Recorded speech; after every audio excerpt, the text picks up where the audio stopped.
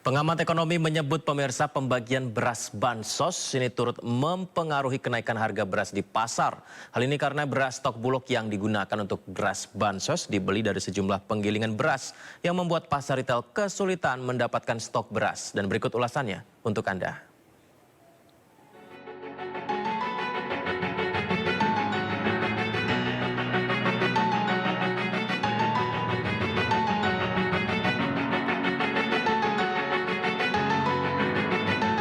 Pemirsa, melonjaknya harga beras di pasaran membuat masyarakat kian menjerit. Bukannya berangsur turun, tetapi pada bulan Februari 2024 harga beras semakin tak terkendali. Bantuan sosial yang dikucurkan oleh Presiden RI Joko Widodo dianggap banyak pihak menjadi biang kerok atau akar permasalahan dari melejitnya harga beras saat ini. Lalu apakah benar itu adalah salah satu faktornya atau adakah faktor lain? Bersama saya Nisa Said dan juru kamera Sutristo dan juga Jaka Samsah dalam liputan Vloganza.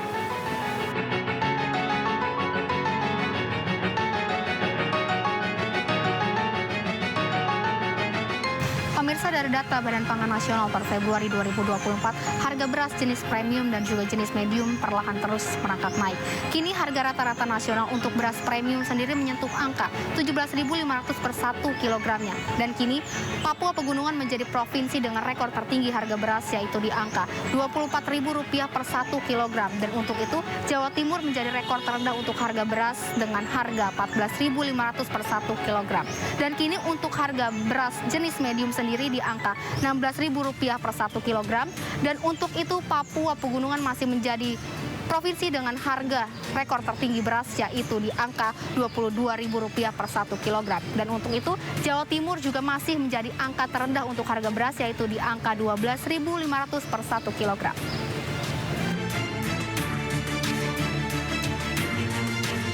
Kenaikan harga beras sudah dirasakan sejak beberapa bulan terakhir. Sayangnya harga bahan pokok masyarakat Indonesia ini terus meroket. Meski Presiden Joko Widodo menyatakan bahwa bantuan beras ini dilakukan untuk meringankan beban masyarakat karena adanya dampak cuaca El Nino dan sedang terjadinya kenaikan harga beras di seluruh dunia. Namun penyebaran bantuan pangan beras ini diduga banyak pihak menjadi salah satu penyebab kian naiknya harga beras di tanah air. Jadi memang ada kaitannya, karena dari sisi cadangan beras pemerintah itu digunakan untuk bantuan sosial yang jumlahnya sangat besar, itu pun sudah dibantu oleh impor. Dan di sisi yang lain, masyarakat ini akhirnya melihat terjadi perebutan antara beras yang digunakan untuk bansos dengan beras yang dijual untuk pasar retail.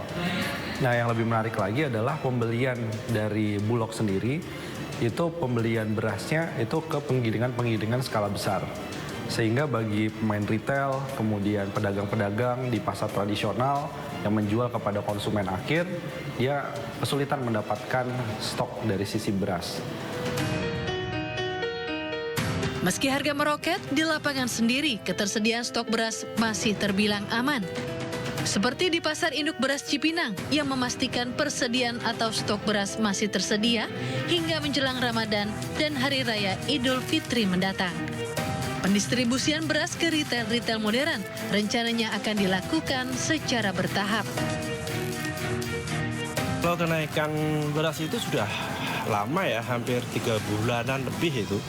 3 bulan lebih, dan dalam hal ini juga pemerintah sudah melakukan intervensi ya, dalam bentuknya yaitu operasi pasar.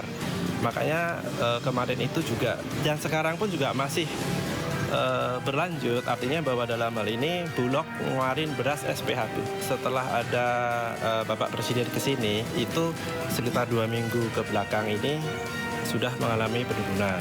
Khususnya untuk yang premium sendiri, yang tadinya harga sekitar 16.500, sekarang sudah nyampe 16.000. Sedangkan untuk kualitas yang medium, itu kemarin sempat 14.500, sekarang sudah nyampe 13.500. Artinya bahwa dalam hal ini adalah medium sendiri itu ada penurunan Rp1.000.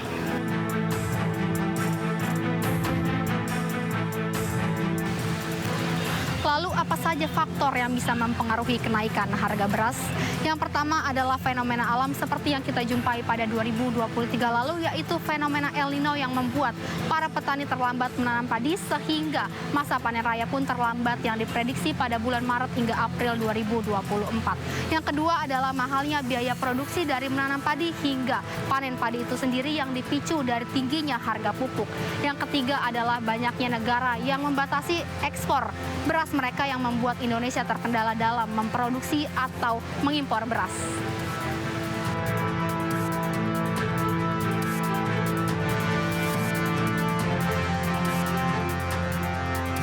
Iya, salah satunya karena memang ada faktor dari sisi keterlambatan musim panen.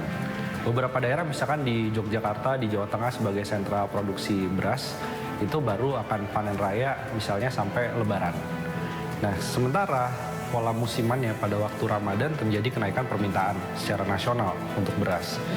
Terus juga kita lihat kenapa beras bisa menjadi mahal. Kita bisa melihat di 2022 ada kenaikan harga dari solar. Solar subsidinya naik harganya dan itu berpengaruh ke biaya produksi. Selain itu juga soal pupuk. Ketersediaan dari pupuk subsidi itu terbatas. Anggarannya ditambah tapi belum bisa terserap untuk musim tanam, sehingga itu juga bisa meningkatkan dari sisi harga.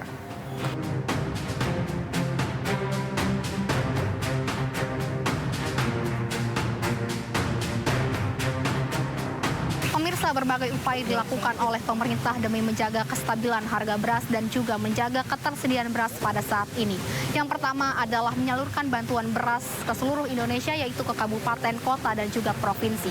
Yang kedua adalah operasi pasar murah demi menjaga kestabilan harga beras di pasaran. Yang ketiga adalah mengimpor beras dari beberapa negara untuk menjaga kestabilan harga beras di tanah air.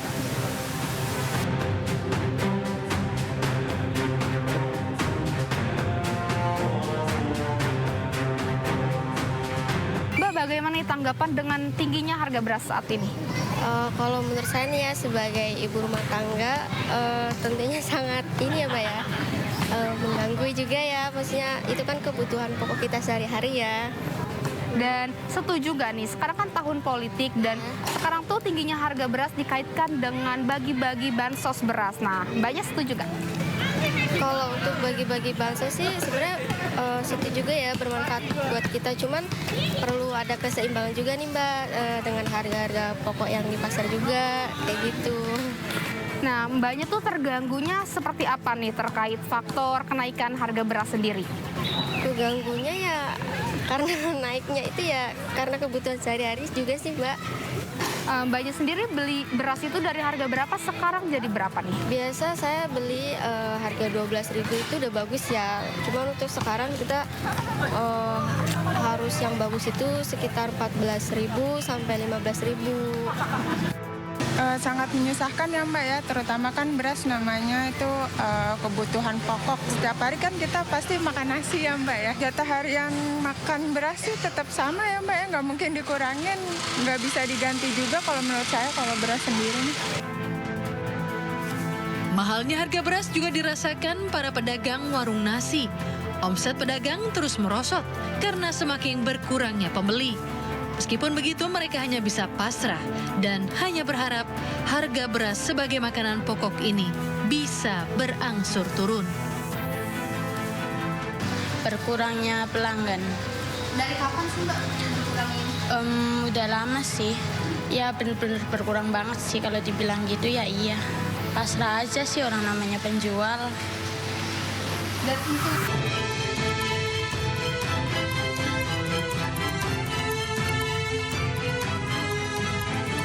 diharapkan ada langkah nyata dari pemerintah agar harga bahan pokok di tanah air ini dapat berangsur turun dan juga kembali normal. Pasalnya babak baru kini dinanti, bulan puasa yang sudah ada di depan mata, yang dimana biasanya bahan pokok ikut melambung tinggi dan meresahkan masyarakat. Dari saya Nisa Sai bersama juru kamera Sutrisno dan juga Jaka Samsa, sampai jumpa di vlog Ganza berikutnya.